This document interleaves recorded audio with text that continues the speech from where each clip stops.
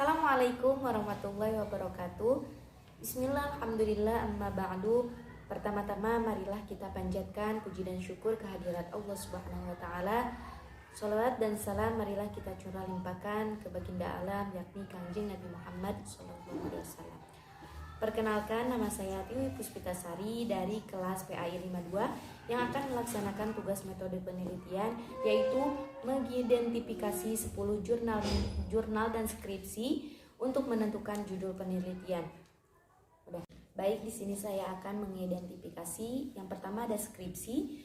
Skripsi pertama karya Ismatullah dengan judul Strategi dan Peran Guru Pendidikan Agama Islam dalam mengoptimalkan kecerdasan emosional dan kecerdasan spiritual siswa di SMAN 1 Gedangan pada tahun 2022 dengan menggunakan pendekatan kualitatif.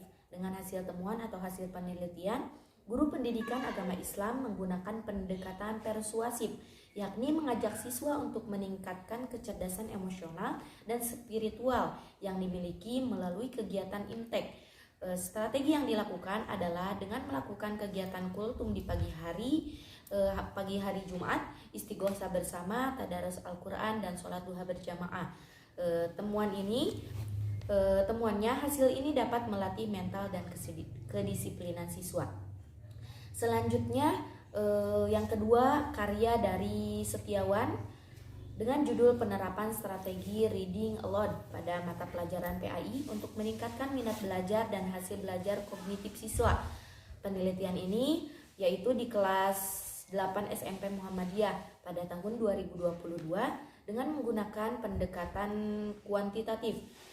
Teknik analisis datanya, teknik pengumpulan data utamanya adalah angket, tes, wawancara, dan dokumentasi. Dengan hasil temuan, hasil penelitian yang pertama, ada minat belajar siswa setelah diterapkan strategi reading aloud berada pada kategori baik dengan rata-rata minat 82,2%. Angka tersebut berada pada interval lebih dari 80%. Yang kedua, hasil post-test menunjukkan bahwa hasil belajar kognitif siswa pada kategori sangat baik setelah diterapkan strategi reading aloud dengan rata-rata sebesar 85,7%, berada pada interval lebih besar dari 80. Yang ketiga, perbedaan minat belajar siswa yang diajarkan menggunakan strategi reading aloud dengan minat belajar siswa yang menggunakan metode ceramah siswa kelas 8 SMP Muhammadiyah Cipanas Cianjur. Lebih tinggi minat belajar kelas yang menggunakan strategi reading aloud. Hal tersebut didasarkan pada hasil uji ANOVA menunjukkan nilai F sama dengan 408.128 dengan tingkat signifikan 0,0 lebih kecil dari 0,05. Selanjutnya yang ketiga ada karya dari Pujianti dengan judul Pengaruh Strategi Card Sort berbantuan media audiovisual untuk meningkatkan hasil belajar siswa. Studi penelitian pre-eksperimen pada siswa kelas 3 MI Miftahul Falah, Kecamatan Palabuhan Ratu pada tahun 2022 menggunakan pendekatan kuantitatif eksperimen. Teknik analisis datanya, pengambilan sampel yaitu sampling jenuh yang berarti mengambil seluruh populasi untuk dijadikan sampel penelitian. Dengan hasil penelitiannya yaitu diperoleh dari hasil observasi proses pembelajaran dan hasil belajar siswa berupa tes objektif dengan post-test dan post-test, tingkat signifikansi uji hipotesis menggunakan Wilcoxon, menggunakan SPSS 25 dengan duality sebesar 0,00 lebih kecil level of signifikan atau 0,05 yang berarti nilai signifikan 0,05 maka HO ditolak dan HA diterima. Artinya hasil belajar kelas 3 MI Miftahul Falah akan dipengaruhi oleh strategi klarifikasi kartu dengan menggunakan media pembelajaran. Selanjutnya yang keempat, karya dari Abdillah dengan judul Tanggapan Peserta Didik Terhadap Strategi Pembelajaran Mood Understand, Recap, Deter, Elaborate, and Review. Hubungan dengan prestasi belajar mereka pada mata pelajaran PAI. Penelitian di kelas 8 SMP Mekar Galih Bandung pada tahun 2026 dengan menggunakan pendekatan deskriptif kuantitatif. Dengan analisis data, pengumpulan data yang digunakan adalah angket dan tes, observasi, wawancara, dan studi dokumentasi, pengolahan data analisis dengan menggunakan dua pendekatan, yaitu teknik parsial dan kolerasional menggunakan produk momen. Dan hasil penelitiannya atau hasil temuannya yaitu yang pertama, realitas tanggapan peserta didik terhadap strategi pembelajaran Murder berkategori netral. Yang kedua, realitas prestasi belajar berkategori cukup. Yang ketiga, realitas hubungan antara keduanya adalah A. Harga koefisien kolerasinya rendah, skor 0,21 di antara interval 0,21 sampai 0,40. Hal ini berarti masih ada faktor lain sebesar 97% yang dapat mempengaruhi prestasi belajar mereka pada mata pelajaran PAI. Selanjutnya ada dari karya yang kelima, Mardian Syah dengan judul Tanggapan Siswa Terhadap Penerapan Strategi Praktis Rehard Faiz pada mata pelajaran PAI. Hubungannya dengan hasil belajar kognitif mereka. Penelitian pada siswa kelas 11 di SMK Instan Unggul Kabupaten Bandung pada tahun 2020 dengan menggunakan deskripsi kolerasi kualitatif. Teknik analisis datanya dengan pengumpulan data yang dilakukan melalui angket, wawancara observasi, dan studi dokumentasi. Kemudian analisis datanya dibagi ke dalam dua pendekatan, yaitu analisis deskriptif dan analisis kolerasi. Dan hasil temuannya dari analisis ini, yang pertama ada tanggapan siswa terhadap penerapan strategi praktis Rachel Weisz berdasarkan skor 3,5 dan nilai tersebut pada rentan 2,60 sampai 3,9. Yang kedua ada hasil belajar kognitif siswa pada mata pelajaran PAI berdasarkan skor 67,80 dan nilai 7,80 dan nilai rentan 60 sampai 80. Dapat dikatakan bahwa hasil tersebut kognitif mereka termasuk kategori cukup. Dan yang ketiga, hubungan variabel X dengan variabel Y. Yang pertama A, koefisien kolerasinya termasuk sangat tinggi dengan nilai kolerasi 0,97, dan B, hipotesisnya diterima. Semakin positif tanggapan siswa terhadap penerapan strategi praktis Rachel Weisz, maka semakin tinggi pula hasil belajar kognitif mereka. Hal itu berdasarkan pengujian hipotesis yaitu TH. Selanjutnya skripsi yang keenam ada karya dari Fuad Jauharul dengan judul Upaya Meningkatkan Hasil Belajar Siswa pada Mata Pelajaran PAI dengan menggunakan strategi planted question di SMP Islam Al-Maliyah, Kecamatan Sukatani, Kabupaten Bekasi pada tahun 2017 dengan menggunakan pendekatan deskriptif kuantitatif. Dengan hasil temuan dari hasil penelitian diperoleh kenaikan hasil belajar dari siklus 1 yaitu 32,35% yang dikategorikan belum tuntas. Siklus kedua diperoleh nilai 86,86% yang dikategorikan mengalami peningkatan, sedangkan pada siklus ketiga nilai rata-ratanya adalah 88,23% yang dikategorikan tuntas belajar.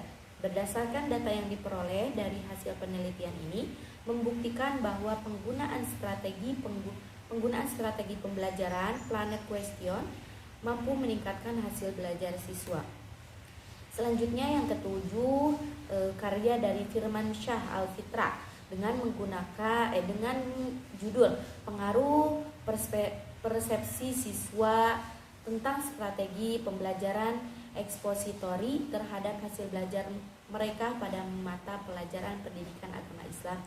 Penelitian pada siswa kelas 9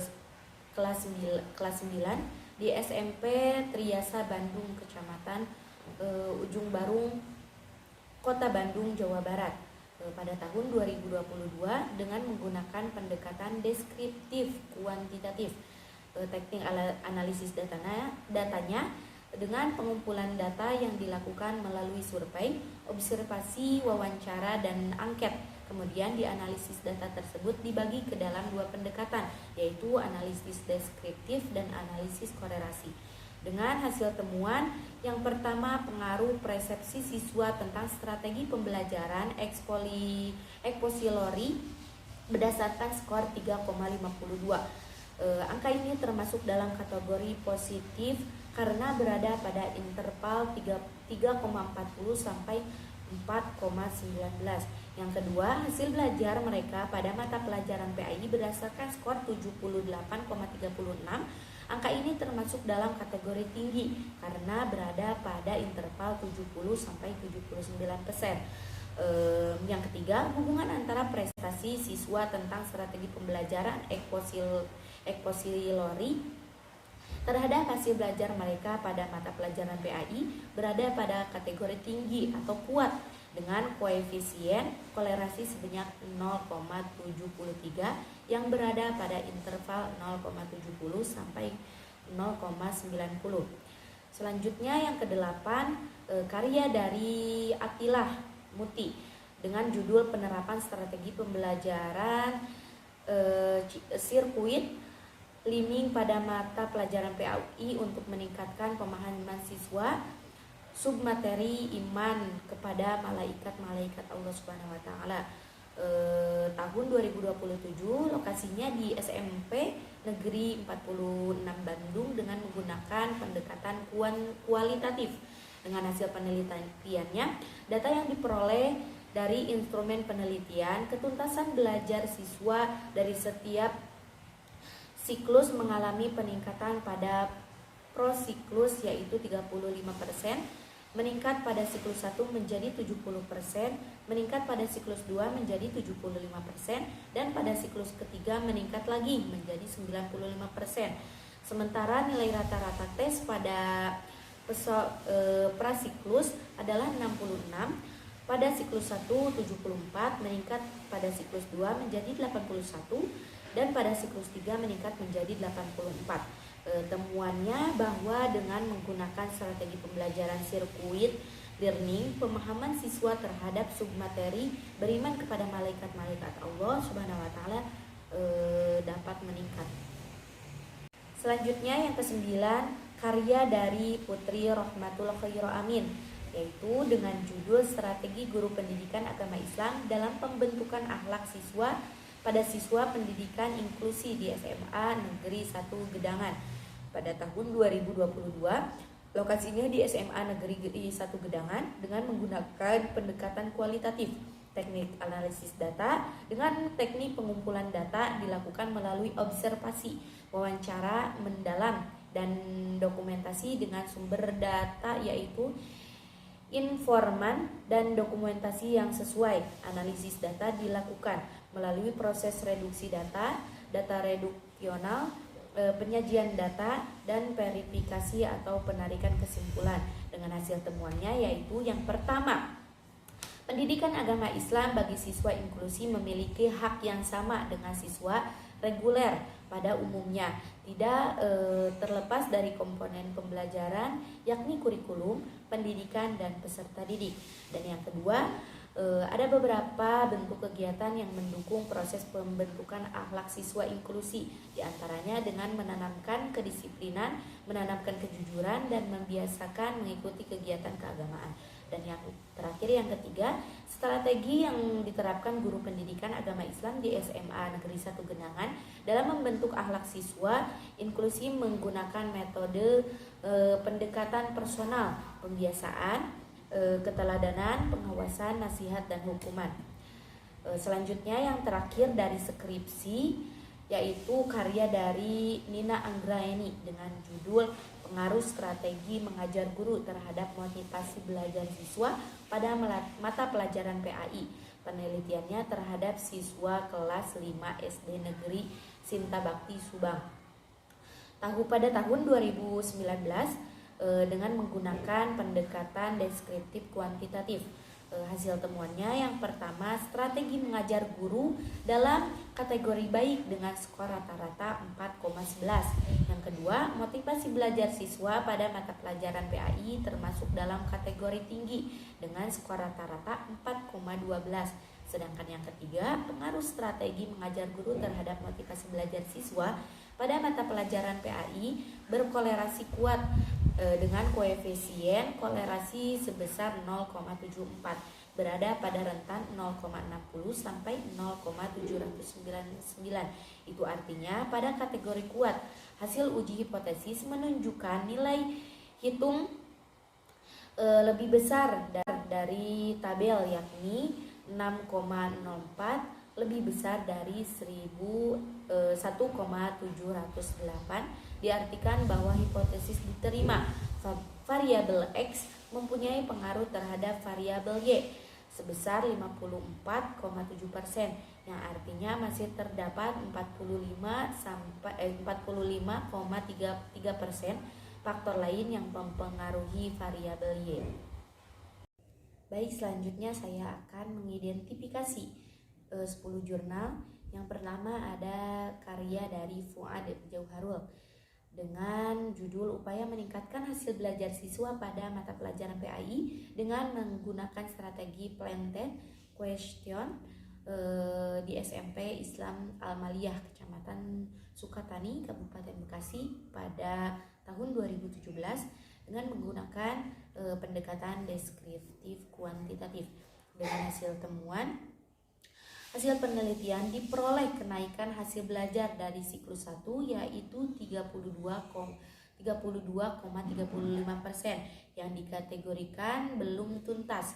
Siklus kedua diperoleh nilai 64,86% yang dikategorikan mengalami peningkatan.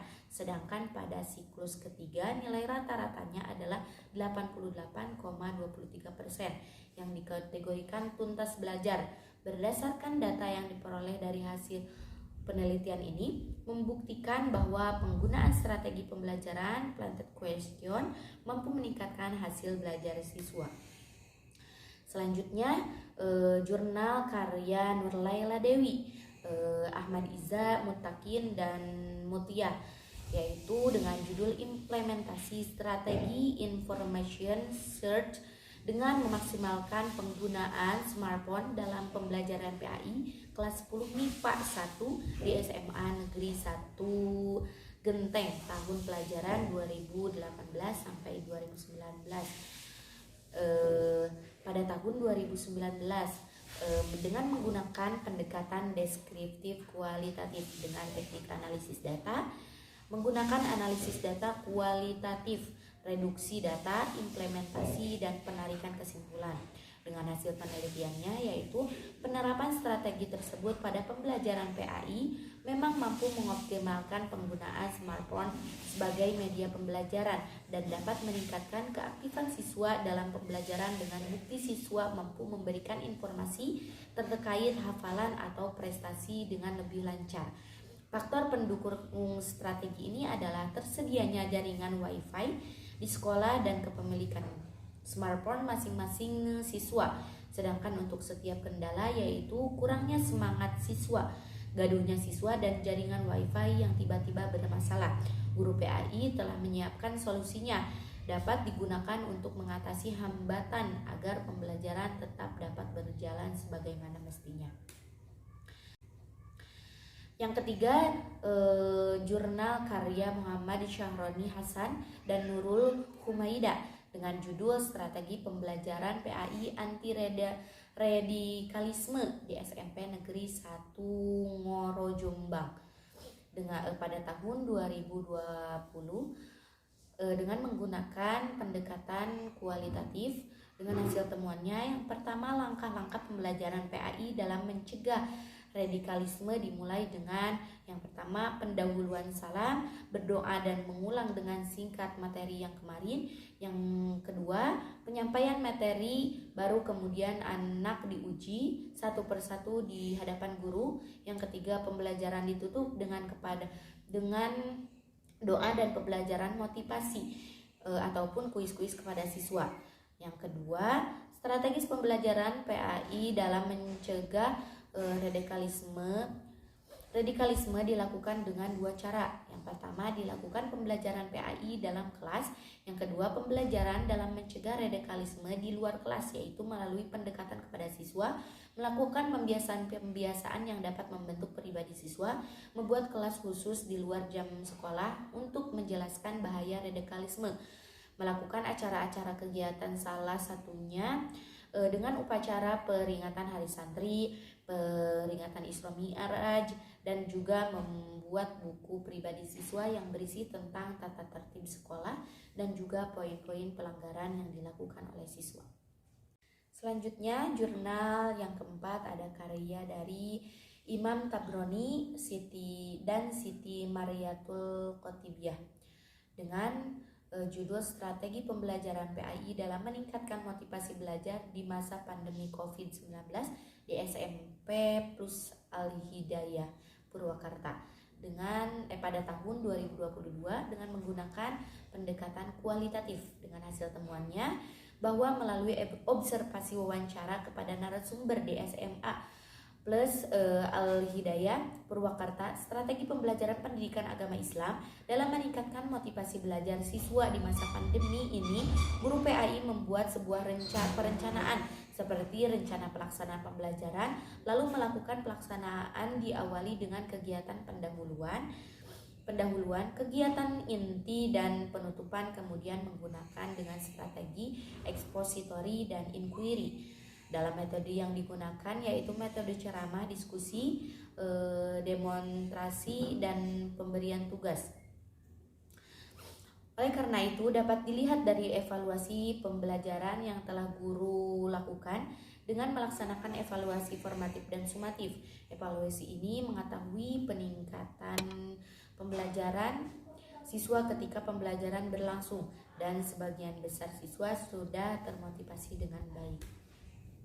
Selanjutnya, jurnal karya yang kelima, karya Al-Kausar Saragih dan Marija Dalimut dengan judul Strategi Gaya Pembelajaran Pendidikan Agama Islam pada tahun 2017 dengan menggunakan metode pendekatan kualitatif. Dengan hasil temuannya yaitu SD swasta Tunas Harapan di Desa Patumbak Kecamatan Patumbak, Kabupaten Deli Serdang menjadikan PAI sebagai kurikulum wajib bagi peserta didik mereka. Pelaksanaan kegiatan telah dilaksanakan dengan memberikan metode penyuluhan dan diskusi kepada mitra kegiatan, yakni para guru di SD Tunas Harapan, Desa Patumbuk, Kecamatan Patumbuk, Kabupaten Deli Serdang. Hasil yang didapat dari kegiatan ini adalah meningkatnya kemampuan guru, utamanya guru pengasuh mata pelajaran PAI di SD Tunas Harapan dalam merancang dan menerapkan berbagai strategi pembelajaran PAI untuk meningkatkan minat peserta didik sekaligus meningkatnya nilai rata-rata siswa untuk mata pelajaran PAI.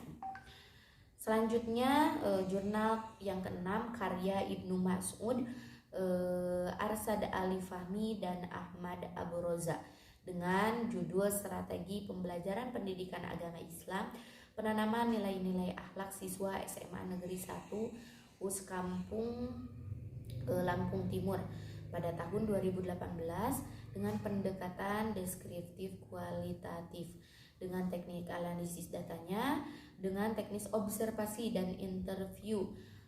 Dengan hasil temuannya yaitu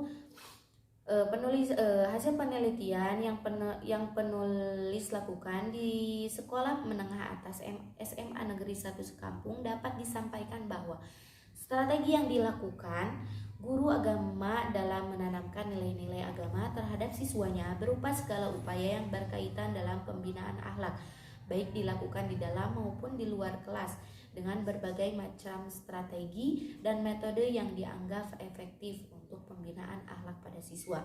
Sedangkan kendala yang dihadapi merupakan kendala dari faktor internal dan eksternal, terutama sarana dan prasarana yang belum memadai dan proses pembelajaran yang optimal. Selanjutnya yang ketujuh, ada jurnal dari Abdussalam Laitufa dengan judul Strategi Pembelajaran Guru PAI dalam Motivasi Belajar Siswa di SMA Negeri 5 Laitehu pada tahun 2021 dengan menggunakan pendekatan deskriptif kualitatif. Teknik analisis datanya dengan pengumpulan menggunakan teknik observasi, wawancara, dan dokumentasi. Hasil temuan ini menunjukkan bahwa strategi yang dilakukan guru mata pelajaran pendidikan agama Islam dalam memotivasi belajar siswa, yakni strategi ekspositori yang merupakan strategi pembelajaran yang menekankan kepada proses penyampaian materi secara verbal dari seorang guru kepada sekelompok siswa agar dapat menguasai materi pelajaran secara optimal. Selain itu, strategi pembelajaran inquiry yang menekankan pada proses berpikir secara kritis dan analisis untuk mencari dan menentukan sendiri jawabannya dari suatu masalah yang ditanyakan. Strategi di atas guru dapat secara efektif dalam meningkatkan motivasi belajar siswa. Dari strategi tersebut, guru menggunakan pendekatan metode yakni metode ceramah, tanya jawab, diskusi, dan metode penugasan resitasi. Selanjutnya yang kedelapan ada jurnal karya Sobri dengan judul Strategi Guru Pendidikan Agama Islam PAI dalam Internalisasi Nilai-nilai Moral di Sekolah Dasar pada tahun 2021 dengan menggunakan pendekatan deskriptif kualitatif dengan teknik analisis data, teknik pengumpulan data menggunakan observasi, wawancara, dan dokumentasi analisa data dilakukan mulai dari reduksi data, penyajian data, dan menarik kesimpulan untuk menguji keabsahan dalam dilakukan data dilakukan perpanjangan kehadiran, triangulasi, pembahasan teman sejawat, dan klarifikasi dengan informan. Dengan hasil temuan yang pertama, 1. Strategi keteladanan dalam internalisasi nilai-nilai moral di SD Pedagungan 07 Pagi dengan Jalan. 1. Keteladanan internal, yang kedua keteladanan eksternal, dan yang kedua yang tadi strategi penanaman nilai edukatif yang kontekstual dalam internalisasi nilai-nilai moral. Yang ketiga, strategi penguatan nilai-nilai yang ada dalam internalisasi nilai-nilai moral dilakukan dengan menganjurkan untuk internalisasi nilai-nilai moral keagamaan dengan melalui kemampuan dan pengalaman guru dalam memberikan nasihat dan mendorong siswa untuk senantiasa bertanggung jawab.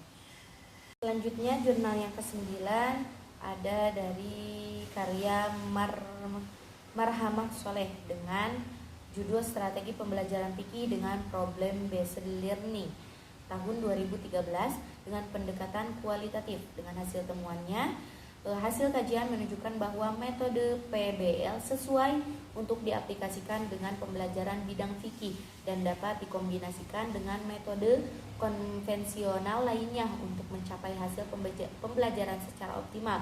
Di samping itu, PBL cukup efektif dalam memudahkan pemahaman siswa dan menghubungkan pengetahuan mereka dengan realitas permasalahan yang ada dalam masyarakat.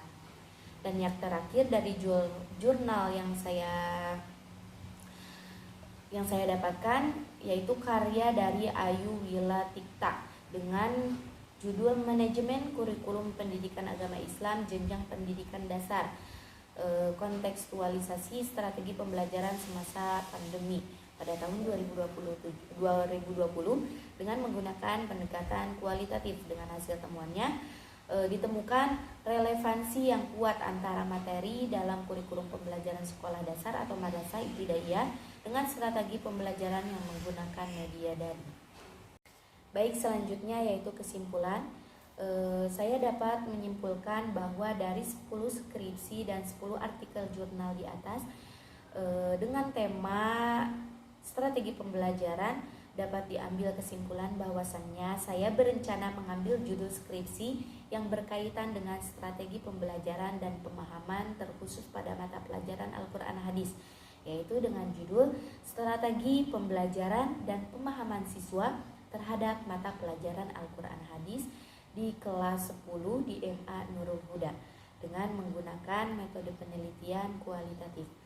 Mungkin hanya itu yang dapat saya sampaikan. Kurang dan lebihnya saya mohon maaf. Terima kasih. Wassalamualaikum warahmatullahi wabarakatuh.